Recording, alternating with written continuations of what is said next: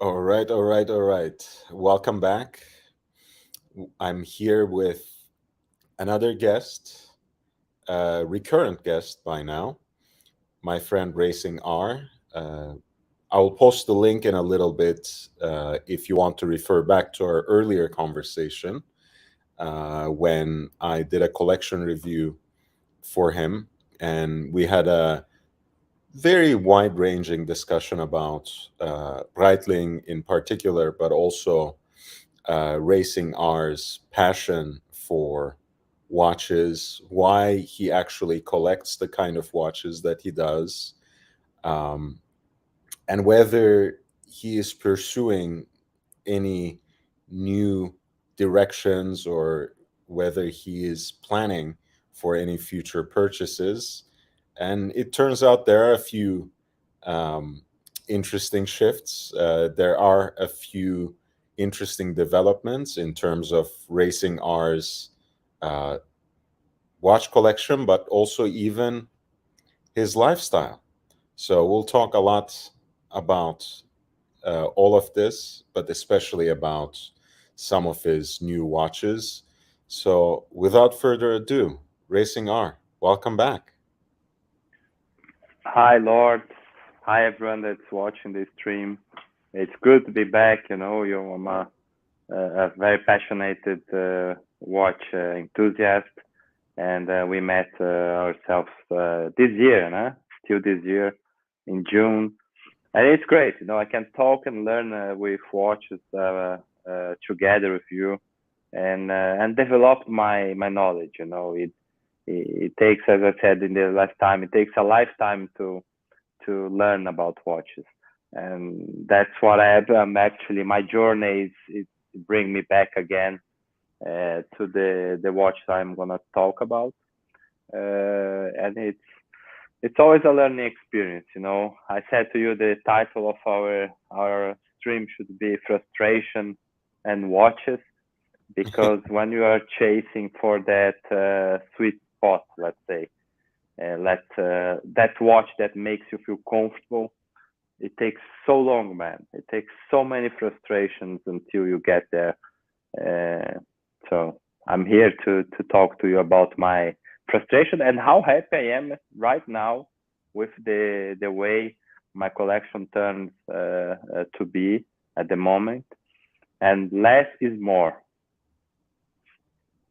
That's a good place to start because that was a sentiment that we have articulated a couple of times. We kept repeating. The reason I didn't necessarily go with frustration in the title and went with something natural or neutral rather is because I do want to focus on the positives. I do want to focus on the new pieces that you have picked up. Um, Not to say that you shouldn't voice your frustrations, but I will leave that to you. I will leave that to you to bring up and articulate as they come up. But I know, uh, I know you're happy to be here, happy to be on this channel, and happy to be. If you want to reveal this or not, I don't know, so I'm not mentioning it. But welcome back in general. Once again, I will repeat that. Um, and let's start there. I know you. Uh, for you, watches are about feeling more than anything. And that has a lot to do with the kinds of emotions that are wound up in your connection to important people in your life, your father being first and foremost, of course. But you also associate your watches a lot with your lifestyle and with your activities, whether you're on the racetrack, or you are traveling or you are on the beach. You really toil over choosing the right piece and having the right watch on your wrist. So tell me what happened this time and how you came up to these pieces that we are going to reveal tonight. Yes, And then later, if you can pull up my Instagram, we can start from there because I have the latest pictures over there. Of course. But basically, Lord, life is too short, man. We need to have the best watch at every second in our life next to us, and that's it takes, as I said, a long time for you to get this feeling. And I always keep searching the best chronograph, as I like timing things. I always like to appreciate it how the watches are. Yes, that's the Tudor Black Bay Pro, which is an acquisition that makes sense because since I'm in California, the time zone difference to my country is very different. So I have to be aware of my time for business reasons. And so when I arrived in California, the first thing I did was to get a GMT. I looked many. I searched the Longines, the Zulu time. Once I had a Rolex GMT Master 2, the black and with the green hands, of the GMT.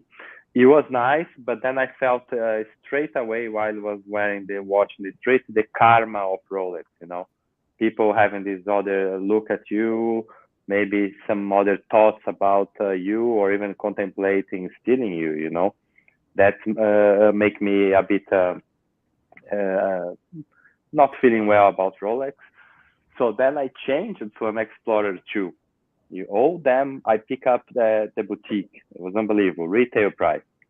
That was 5 years ago in 2018. So this Explorer 2, Lord, it was nice. It was one before the latest version, but it was the 42 mil, but it was so large.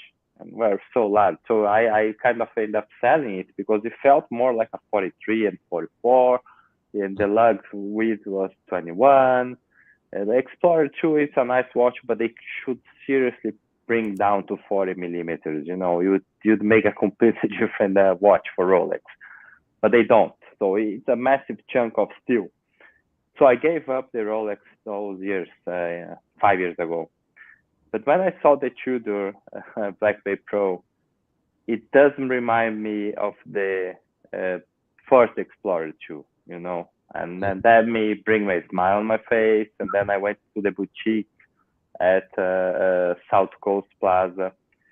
I tried the watch over there. They don't have one steel bracelet, and because if you look at Chrono 24, the watch is running the same price of the even a bit more of the retail, because they don't have the watch on the bracelet. You need to be in a kind of waiting list.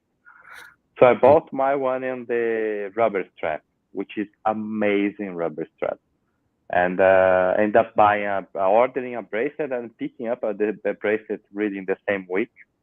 And I built my Tudor now, my Black Bay Pro now. And but the watch immediately brought a smile to me, those are my two essential watches I call right now. The Tudor allows me to go to the beach, allows me to dive. It's a 200-meter waterproof. It's an amazing watch. It has a kind of glide lock system, you can adjust the bracelet. It is an amazing watch. The Speedy. Welcome back to Southern California once again. And we are a little spoiled when it comes to Tudor here, actually, because we have now not one but two boutiques in Southern California. We have in Westfield Century City, we have the Tudor boutique that's run by West Time, and in South Coast Plaza, as you mentioned, we have the Tudor boutique run by Bucherer. So between the two of them, it's hard not to find what you would want and what you would like. So I'm glad that you had your mind set on the Black Bay Pro GMT. And to me, again, that's one of the Tudor models that have picked up an important thread from the Rolex heritage, and a lot of times the shared heritage of the two brands, and really interpreted it in its own way, and made it a very contemporary watch that could be worn on an everyday basis. And of course, part of that is the stainless steel bracelet that comes with their T-fit clasp, which is basically the Tudor equivalent of the glide lock, as you mentioned. And to me, also, this is a watch that brings a smile to my face, not only because of the vintage vibe, which is very nicely represented, really nicely realized on the application of the luminous material on the dial, which is naked, right? It's not surrounded by anything, but also because I'm pretty well read and well rehearsed in the history of the 1655, which was the first generation of Explorer 2. And I know that those red hands, the arrow hands that the Italians called freccione, aged in so many different ways that ranged from orange to what they even called albino, all white.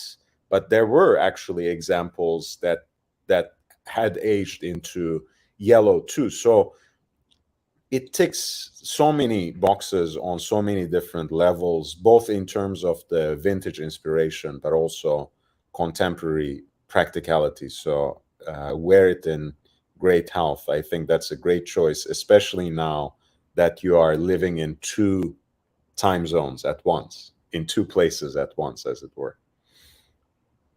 No, it is, and it's a very comfortable watch. I didn't have this kind of oyster bracelet since my Rolex Explorer 2.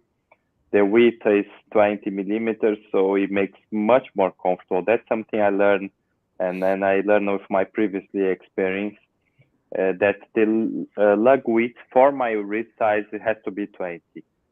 Anything larger than this, I will start feeling uncomfortable after a while. And so the Tudor makes this check list for me. 20 millimeter lugs.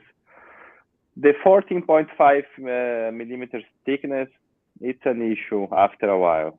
You're starting seeing, depending on the angle you are looking at the time, you don't see the dial perfectly.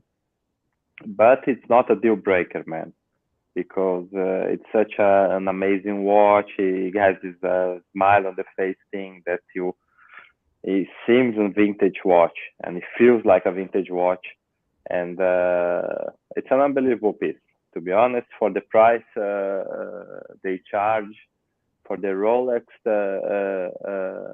heritage that the Tudor cares, it's a very nice watch.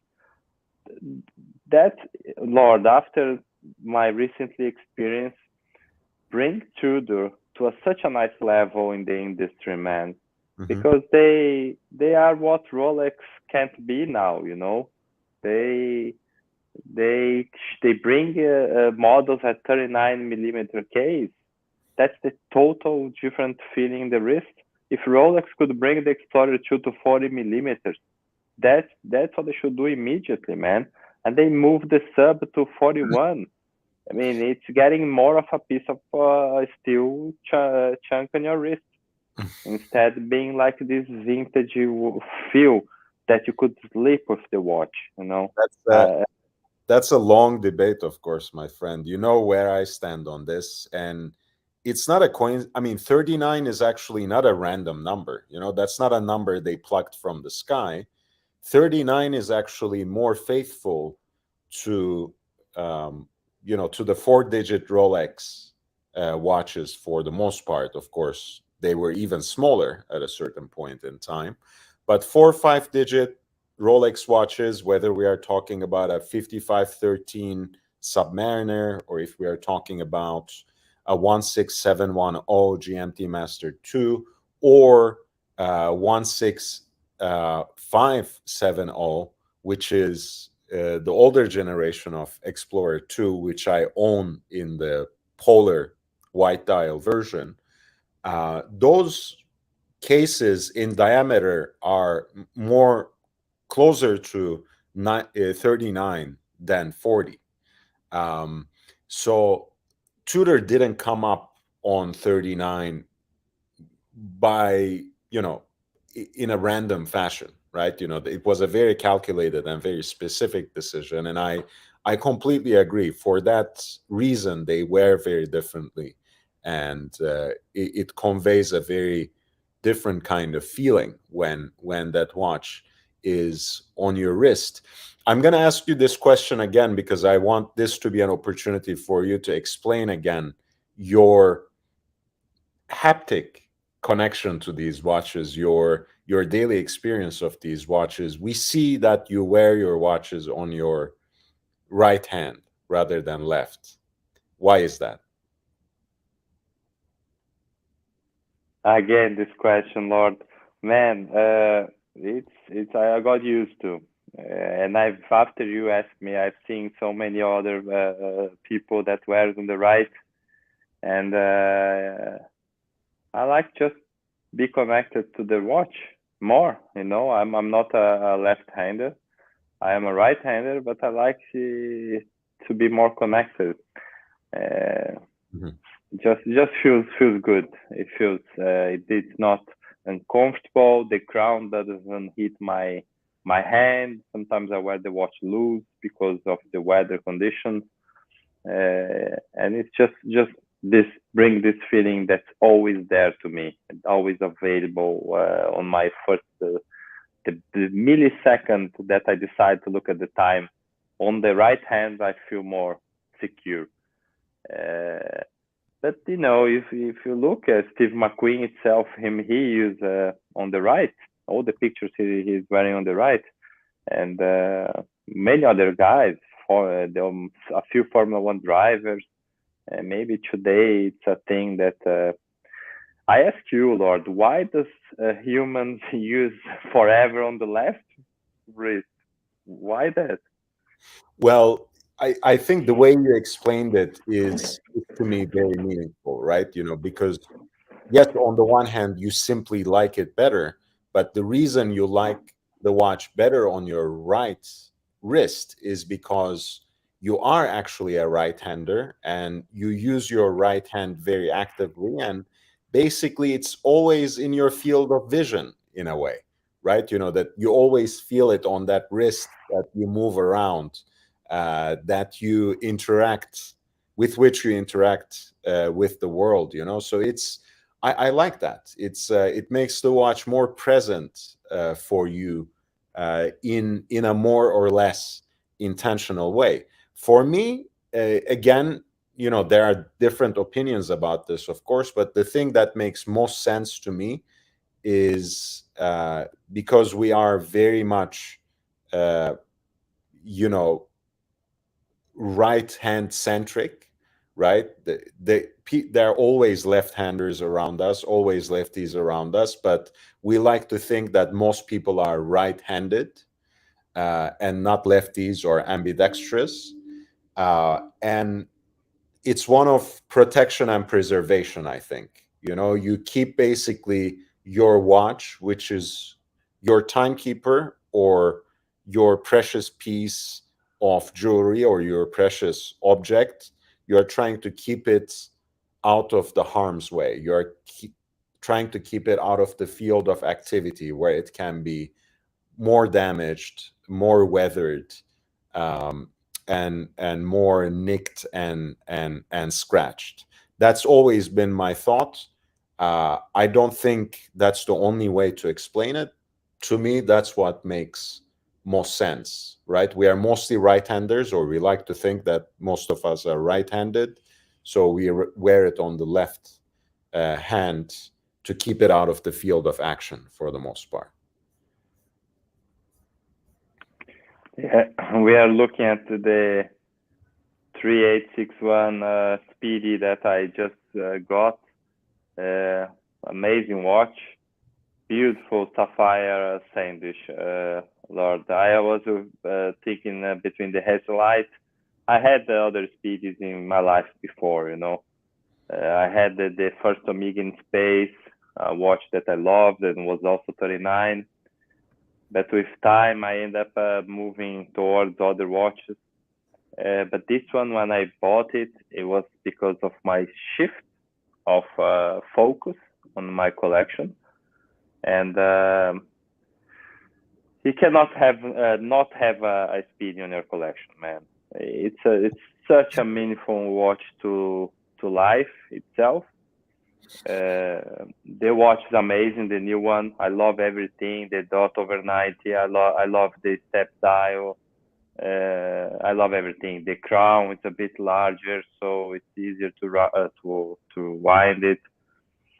And it's on this amazing strap from Theo and Harris. You know, that's something I even spoke. I bought it on the internet and ended up speaking to Theo and Harry's mom, which apparently is she that take care of the shipments and stuff. And the watch is amazing. I like a family business, so I appreciate that. Even though, again, I have no affiliation to them, no stake in endorsing them, and I have no familiarity with their product, so I can't say anything. But to me, it looks like a good copy of an Hermes Epsom strap. So it could be, and it's a French strap. No, it's made by a guy called Jean Hubert. It's a French strap that they just signed. They put the logo of Theo and Harris at the back. Nice. But it feels amazing, and also the size of the strap is already 70 by 110. So it's a small strap, you know.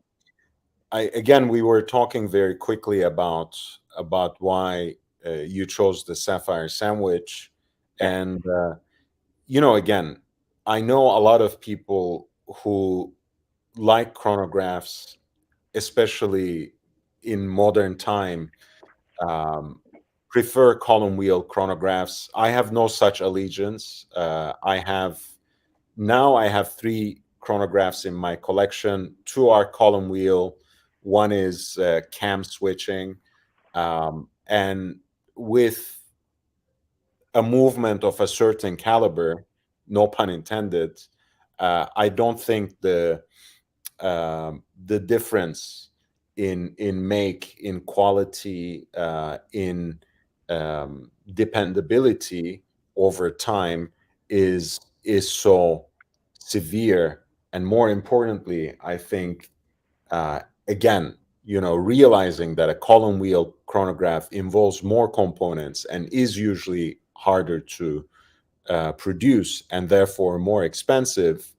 Of course, we know all these facts, but once again, I think we tend to fall into this mistake in watch collections for always preferring certain things because we heard it somewhere and we commit it to memory, and without even experiencing it ourselves, we make a certain decision. Right. So 3861 is a very nice movement. I like a lot of Lemania movements, column wheel ones or cam switching ones. I think the quality of the build quality of the movement is usually second to none. And in this case, you have some decent architecture and machine finishing that gives you a good scene to contemplate on the back. So I do think if you're going with the modern version, if you're going with the contemporary, it does make sense to go with the so-called sapphire sandwich rather than the Hesalite crystal, which in a way preserves the aesthetics and profile of the Moonwatch a little better, perhaps a little more closely. But again, to me, that's only about preference. I don't think there are any unbreakable rules in collecting watches. It's good to know them sometimes, right? Maybe you always have to have a Speedmaster in your collection is a rule like that, right? But it's good to also break them. Also, another rule: column wheels are always superior in terms of a chronograph movement. That's not always true, because there are so many different iterations of column wheel, some of which are very low quality, others some of the best, right? Especially certain iterations of Lemania CH27, or like L951.1, Lange's chronograph movement. I mean, you can't argue with the quality of those. So again, thank you for introducing this watch, and I think it looks beautiful. I love that you have the matching hat to go with both of them. I'm glad the authorized dealers treated you well. They are, especially the Omega guys at home, because they want me to be happy with the watch, and it was a hard decision between the Hazelite, because basically, Lord, I'm a performance freak guy, So if you weigh the Hazelite, it's much lighter than the Sapphire Sandwich, even because of the crystal in the top and of the bottom of the watch, but I like so much performance that the fact that I can appreciate the movement, for me it's a performance wise, because I'm not a watch expert about every single gear train of the movement, but I have looked so much the 3861 that I already can familiarize myself. I can see it better and know where is the chronograph, where is the gear train, or the barrels, or everything that is important for the chronograph. I can look and learn. So the Speedy Sapphire Sandwich, it's a lesson itself of watchmaking. The Hazelite, it's nice, it's lighter. The dome of the crystal makes you maybe to see the time in different angles. It's an amazing watch, but I rather the Sapphire Sandwich for the context, for lasting longer. You can hit it and you won't get very scratched, and it's a beautiful watch, But I was once an obsessed guy with Speedmaster, I was very into rockets and launches. I went to Cape Space Center, Kennedy Space Center in Cape Canaveral. I watched a few launches already. I watched like Atlas. I watched SpaceX Falcon Heavy, and I watched the action is unbelievable, but I watched the launch that Elon Musk sent the car to Mars. I don't know if you remember that. He sent like a Tesla Roadster at the top of the rocket, so they could test the rocket. And when I was there in Space Kennedy Center, wearing a Speedmaster, it did bring me that feeling of how important is the Speedy towards NASA, and that every guy that stepped into an Apollo rocket, they actually, in the Saturn V rocket, they were wearing a Speedy, and that's a kind of a Gene Clark, Graham Hill thing, you can feel you're close to the most special humans, that the most courage guys that like speed and performance, they were wearing this kind of watch. So the Speedy itself it beats the Daytona, man. It has to beat the Daytona. The Daytona was not at the moon anytime. Apparently, the Alan Shepard wore a GMT Master on Apollo 14, but still, the Speedy is the show. That's for sure. And then that's the legibility. It's amazing. You can look at it. That's what's important in a watch, the weight and everything. And then you go the Safari Standish version of today's, teach you about the mechanism and the movement. So it's a keeper, man. It has to be a keeper for every collector. And the brand is amazing. I tell you, Lord, I time my watches, my friend. I don't know if you do that, but I do. There is a website on the internet, Time and Date. It's a word time of the word. You know, it's a time of the word in the internet. And I time it, and my Speedy came 0 seconds per day. It doesn't gain or lose any second. I never seen that in my life. This master certificate that Omega does, it's unbelievable. The 5-year guarantee, it's also gives me such a freedom and lightweight thought. So I love the watch. I love the brand. It was my grandfather's brand. In the end of the day, when I dug deep on the history of my family, my grandfather was such an Omega guy.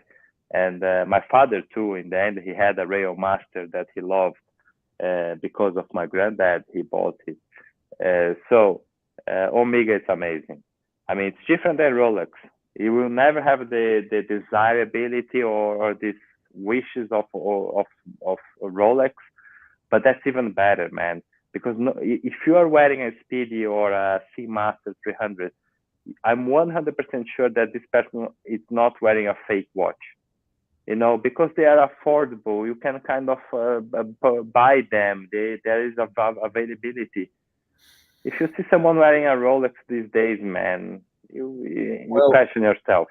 You know, I think this has always been, in a way, even throughout the decades, an important distinction between Omega and Rolex, because Omega, once every so often, actually took a step ahead of Rolex, right? Winning the horological space race in the late 60s was the ultimate example of that.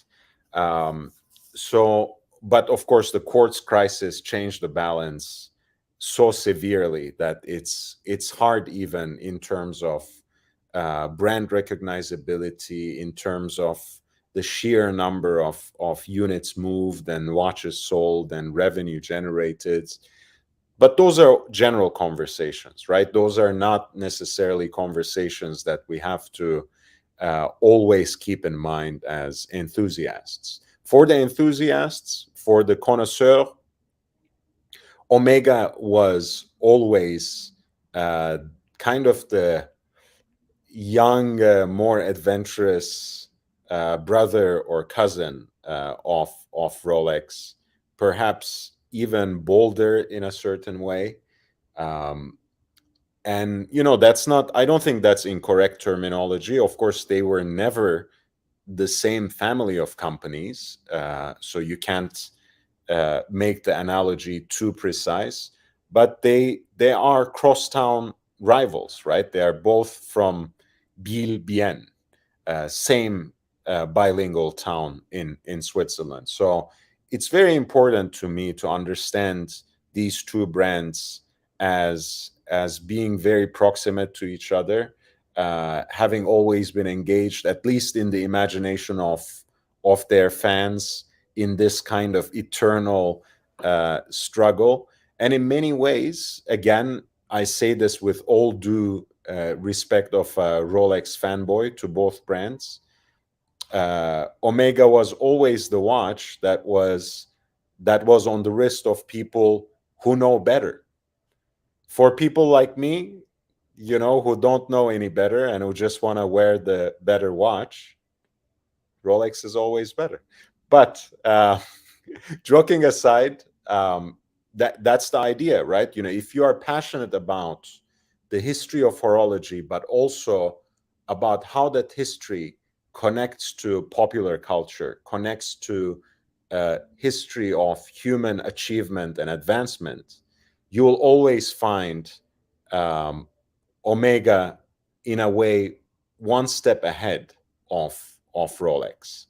So I'm not surprised also, beyond the Moonwatch and its legacy, Omega always tried to go one step ahead because it has a chip on its shoulder, because it can't take things for granted. So they had to be the ones who bought the coaxial escapement technology. They had to be the ones who tried to get ahead of Rolex in establishing certain standards that even transcended COSC,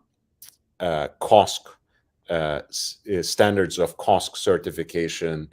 Of course, Rolex is there too now, but Omega had to do all these extra things. And those who know always knew to recognize those achievements and those distinguishing factors about Omega. And that's something that they have remained committed to, at least since the late 60s and through the quartz crisis. So it's Omega is a very important brand. I don't think you can deny its place in the history of horology. Its connection, even before the Swatch Group acquisition, with all these other legendary brands like Lemania, like Tissot, and nowadays, of course, it's up there in the horological pantheon. Even though I don't stick to that rule that you have to have a Speedmaster in your collection. You have to experience it in some way or another. Right? But Lord, for yourself. There is one thing, my friend. Omega, it conquered the space, but it didn't conquer the ocean. Rolex is undoubtedly the best diver watch. With the submarine, with the James Cameron, they are there. They are at the Mariana Trench. While Omega was more of the chronograph, was more of the space mission, timing things, supporting the tests, the NASA tests, and going to the moon. Yeah. And I think they went to different paths, but I have a Seamaster 300M, the black one in the rubber. I love the watch. It's an amazing watch. I wasn't much fan of James Bond, so it didn't grab me, the James Bond thing, I saw this picture. It's an amazing watch you're wearing. Is that a 321? Yes, sir. That's my great friend's pre-moon Speedmaster. I thought it was just an amazing thing to even, because I had my Breguet Type 20 and he had his Speedmaster, so we just did an even exchange for 3 hours or something.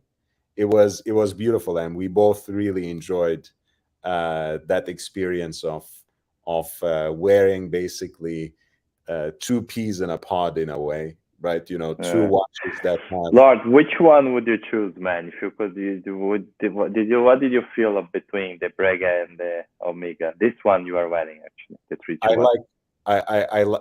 I like my own watch, but this watch was something that, again, you have to experience. You have to experience what a moon watch is, whether if it's in its vintage configuration or in its contemporary iteration.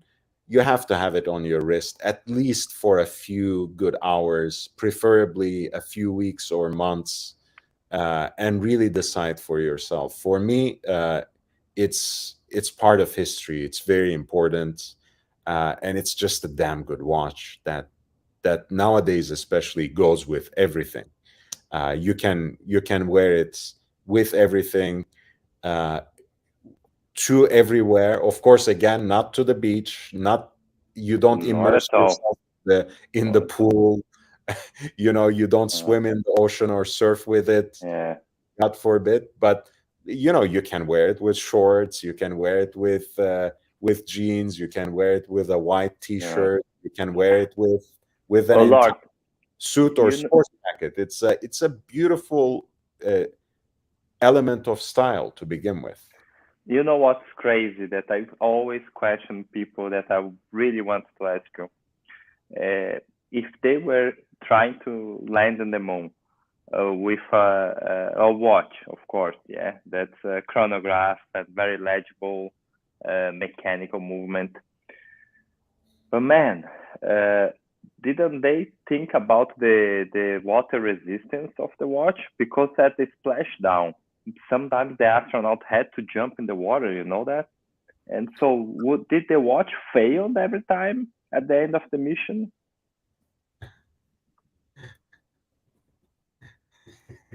That's a very, very good, um, very good argument. But you know that the pump pushers were still, by and large, the order of the day in the 60s.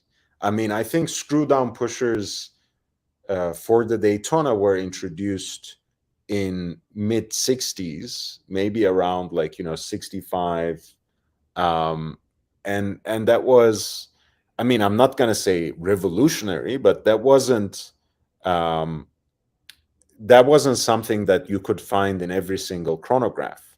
So I think it was understood that you were making, it's like a risk reward kind of thing, right? That you are making a certain compromise to have the chronograph functionality. Do you understand what I mean? Yes, yes. No, and it's on the budget And of NASA, right? After that's such a why mission, the watch can fail, you know. that's why probably that's one of the reasons why the Navi timer was probably eliminated at a certain level, because that watch, because of its particular slide rule bezel, is even more um, risky. It's more prone to taking in water and humidity. So it's I think it was a compromise, basically. um, Ultimately, the Speedmaster can take some water, but obviously it's not a watertight or waterproof watch, especially if you engage in any way the chronograph pushers um, with water around. So, but that's a great point. That's a great point. Um, I guess ultimately they were just making a certain compromise. Yes, this moon landing was amazing. The fires, myths and legends are that some astronauts like got paid by Bulova to wear one watch once. Alan Shepard had his Rolex on the mission. So I'm not sure if NASA was too connected like to Omega, and certain points that they would say they have to wear Omega all the time. I think the EVAs have to be with Speedmasters, but maybe inside the spacecraft they could wear all the watches, man. That's what you look the archives of today. If you look carefully, you're gonna see other brands on the Apollo Yeah, missions. of course. But it's an amazing brand. As I said, the 0 seconds game gain per day. It's amazing, man. I've never had such a watch that goes runs the same second of the internet time.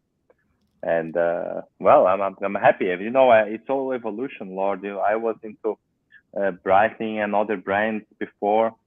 I learned my way to appreciate the new watch that I love even more. Less is more to me now.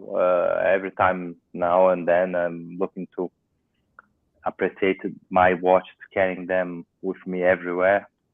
That's the Seamaster 300. I got it because I was a diver, and I had once the 300 Heritage from Omega, but I don't like the fake patina part. That thing kind of puts me off.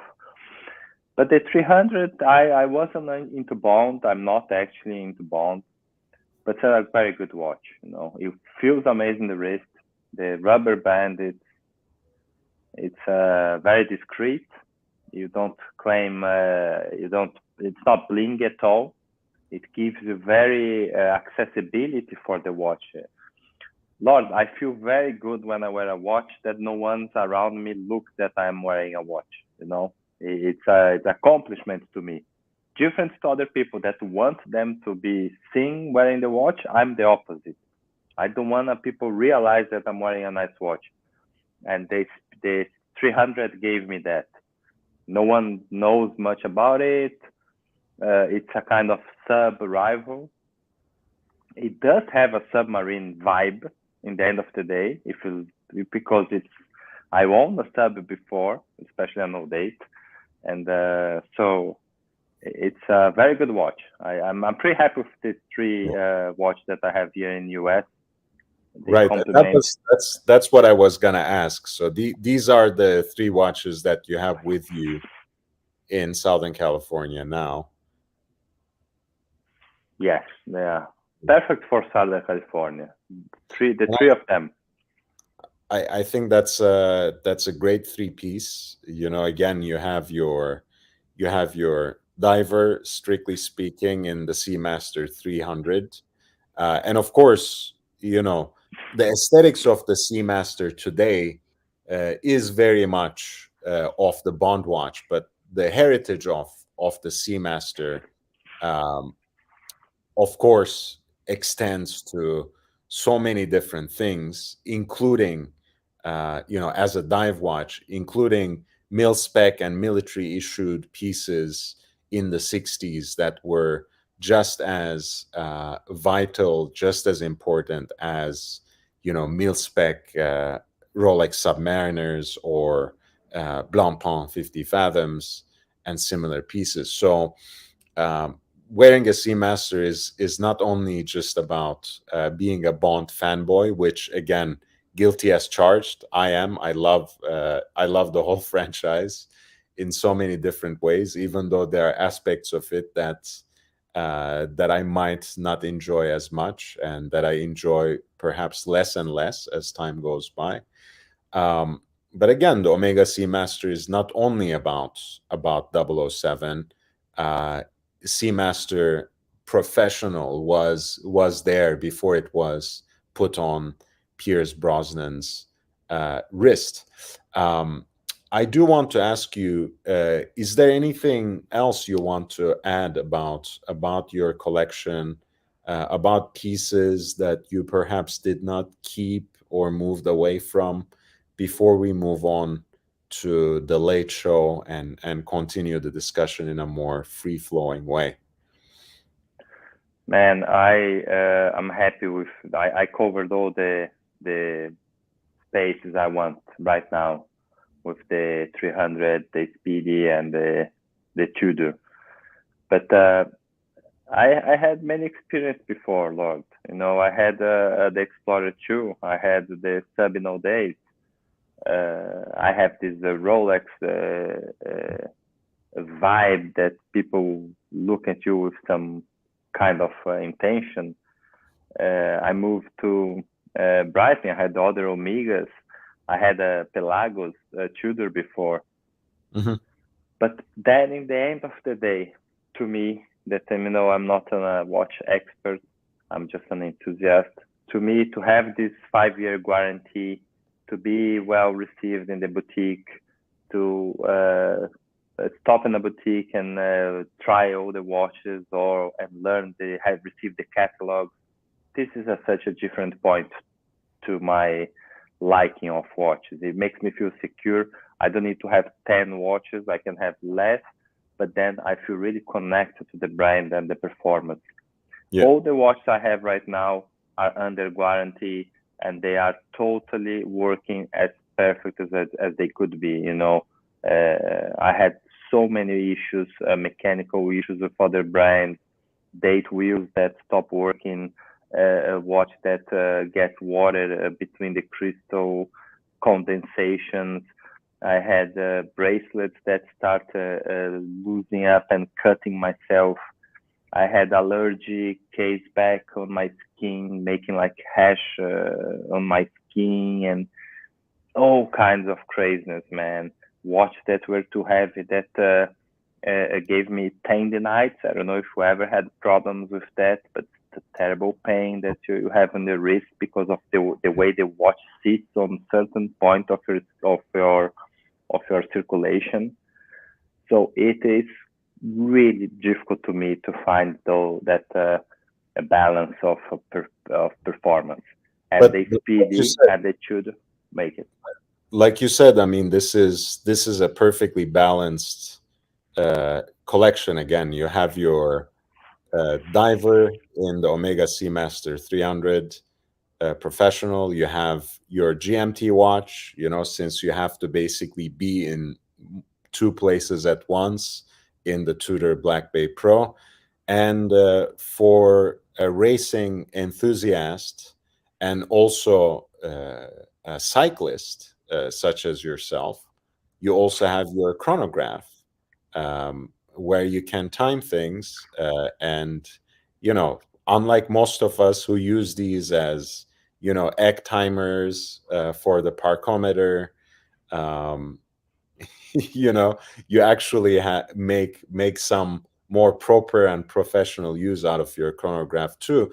And like you said, hey, I respect that. I'm a vintage guy, so I would rather have a watchmaker whom I can trust rather than the warranty of a manufacturer who is an ocean away from me, right?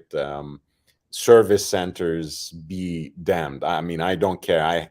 In the late show, if you want to follow me, I will actually talk about a horror story that involves, um, as it happens, your new favorite brand, Omega. So I would be more than happy to talk more about this. I prefer that, but I also respect, right? I prefer having a good watchmaker, local watchmaker, who can take care of all my watches, independent of brand, independent of the complication, independent of any particular, you know, make of the watch movement.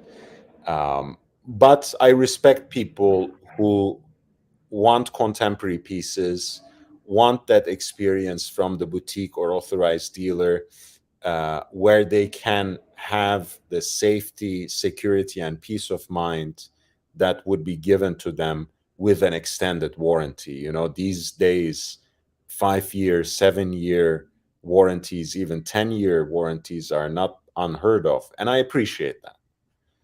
Lord, I wish I had a watchmaker that I could trust.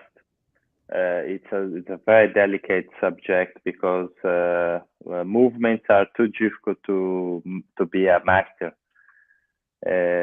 How can I say, in motor racing, something happens that uh, let's say you are in a corner, 200 kilometers per hour, and you have a feeling on your car. Maybe you are like feel the car is getting loose in the back, like an oversteering, exaggerate oversteering. When you come up and speak to your mechanic, you try to give them. Nowadays, you have the data, right? You can go on the computer and check and be more clear to engineering what you felt. Mm. But on racing, you speak to engineering, and what the guy learned from what you said, he can say anything to you. He can even blame you. He can say, look, you brake too early, you brake too late. That's your fault. That's why the car behaved like that. So you end up in a discussion that never ends. With watches, I felt like that. Every time I went to a watchmaker, he would say to me like, no, you adjust the date between 9 and 3 o'clock. But I didn't. And then the guy, he would say to me, no, you did. For sure you did. But I didn't. So maybe someone before I bought the watch maybe did that. And so I start feeling very like feeling bad for the way the watchmakers treat sometimes people, because they are in their world talking about all these specs, very difficult subject, and the client is there. He doesn't know exactly the name of the part, so it's a different world of discussion. No, I completely understand. And with, when you have the warranty in hand, there doesn't have to be explanations or excuses. You True. don't have to get True. into a horological argument with your watchmaker, because again, even if you know or claim to know, um, at the end of the day, I have a watchmaker whom I can trust. But if I go to another watchmaker, and I say a few things that might imply I know what I'm talking about, depending on what that watchmaker's attitude is, he can try to put me to test and try to see where my knowledge fails. So it can be an awkward and somewhat abrasive relationship, because at the end of the day, I'm not a watchmaker myself, right? So not only do I have limits to my knowledge, but also I need the person to understand that I'm not trying to undermine what is their expertise, what is their métier, what's their craft. I'm not trying to teach it to them. So you have to find the right person, right? It's like, really, it's like finding the right barber. It's like finding the right cobbler. It's like finding the right tailor. You have to find the person and establish with them a certain relationship of trust, and that's very difficult, especially in the 21st century. So I don't blame people for choosing the convenience of uh, simply trusting corporate structures and certifications and warranty cards that cannot be contested, and that take off your shoulders that weight of explanation, certification, study, and research. I enjoy that. Not everyone does. So it's sometimes best to be left to professionals, experts, and that's why I'm here to help others as well. And again, I really appreciate you setting aside your time to talk watches with me. You are. I already consider you a very dear friend, and I look forward to seeing you in person again now that you are in Southern California. But thank you in advance for sharing your company here, talking watches with me again. Um, we That's will, it, man. yeah. I'm happy. We're making nearly an hour. I have to go. We can finish at just 1 hour. But let's meet up in person and keep talking watches and learning. At the moment, my watches are being perfectly conditioned. That their timing, great timing. The dates are changing exactly at midnight. That's for me. It's important to me. At the end of the day, you don't need 10 watch collection. You just need a few watches that work perfect. You know, and that's how I feel today. And that feeling, Lord, it's what makes the hobby so nice. When you Yeah. reach that sweet spot of wearability, of comfort, of confidence. You are confident on your equipment. You are. That's it, man. That's how the hobby of watch should be for every person in life that are searching for this perfect watch. It's not the Patek or the Rolex. It's what exactly it's timing the right time for it, exactly right moment. Life is not forever. So the watch has to be perfect at that right second, and that's Yeah. it. Yeah. It has to be perfect, and it has to be perfect right now, right? So, and it's good to have again, good to have a couple of watches or a few watches that you can fully rely on, rather than 10, 15 different pieces that you perhaps are not quite happy with. So let's carry this conversation forward in the late show.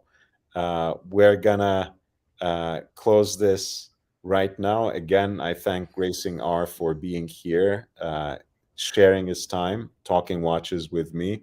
Everyone in the chat for your support and presence. I'm always thankful.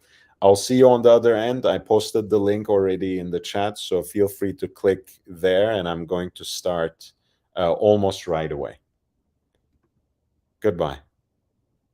Thank you.